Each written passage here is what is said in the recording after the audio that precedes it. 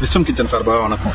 நிறைய நம்ம food tips, health tips இந்த மாதிரி நிறைய பார்த்துட்டு இருக்கோம். ஸோ இன்னைக்கு அந்த வகையில் என்ன பார்க்குறோம் அப்படின்னு பார்த்தீங்கன்னா, எவ்வளோ தான் சாப்பிட்டாலும் நமக்கு உடம்புல சத்தே இல்லை, உடம்பு ஏற மாட்டேங்குது, வீக்காகவே இருக்குது, டயர்ட் ஆகுது அப்படின்னு சொன்னால் கண்டிப்பாக நம்ம சாப்பிட வேண்டியது வெஜிடபிள்ஸ். ஸோ நம்ம காய்கறி பச்சையாகவோ இல்லை அதிகமாக எடுத்துக்கணும். சாப்பாட்டை விட நம்ம சாப்பிட்ற சாப்பாடு இன்னொரு மடங்கு அதிகமாக இருக்கும். எக்ஸாம்பிள், ஒரு டிஃபன் பாக்ஸ் நம்ம சாப்பாடு சாப்பிட்றோம்னா 2 டிஃபன் பாக்ஸ் காய் இருக்கணும். நம்ம சாப்பிட்ற சாப்பாட்டோட அளவை கம்மி பண்ணிட்டு, ஏன்னா அதில் கார்போஹைட்ரேட் நிறைய இருக்கும், ரைஸ். ஸோ அந்த மாதிரி இல்லாமல் வெஜிடபிள்ஸ் நிறைய பொரியலா சாப்பிடலாம், வதக்கி சாப்பிடலாம், பச்சையா சாப்பிடலாம். நிறைய வெஜிடபிள்ஸ் இருக்கு. எல்லா வெஜிடபிளும் எடுத்துக்கலாம். எந்த வெஜிடபிளும் தீங்கே கிடையாது. ஸோ என்ன பச்சையா சாப்பிட முடியுமோ சாப்பிடலாம், என்ன ஜூஸ் பண்ணி சாப்பிட முடியுமோ சாப்பிடலாம். முட்டை, சிக்கன், மட்டன், ஸோ இந்த மாதிரி நான்வெஜ் வந்து இதுவும் வந்து கொஞ்சம் சாப்பிடலாம். ஒரு 50% நம்ம வெஜிடேரியன் எடுத்துக்கிறோம்னா ஒரு 25% தான் வந்து நம்ம நான்வெஜ் எடுத்துக்கணும். அந்த மாதிரி எடுத்துக்கிட்டோம் அப்படின்னா ரொம்ப நல்லது. அதே மாதிரி ரைஸ், சப்பாத்தி, மற்ற இதெல்லாம் பார்த்தீங்கன்னா ஒரு 25% எடுத்துக்கணும். இந்த மாதிரி நம்ம வெஜிடபிள்ஸ் நிறைய சாப்பிட்டோம் அப்படின்னாவே நம்ம ஹெல்த்தியா இருக்கலாம், நமக்கு நல்ல இம்யூனிட்டி பவர் கிடைக்கும். ஸோ இதை ட்ரை பண்ணி பாருங்க. ட்ரை பண்ணி பார்த்துட்டு சொல்லுங்க.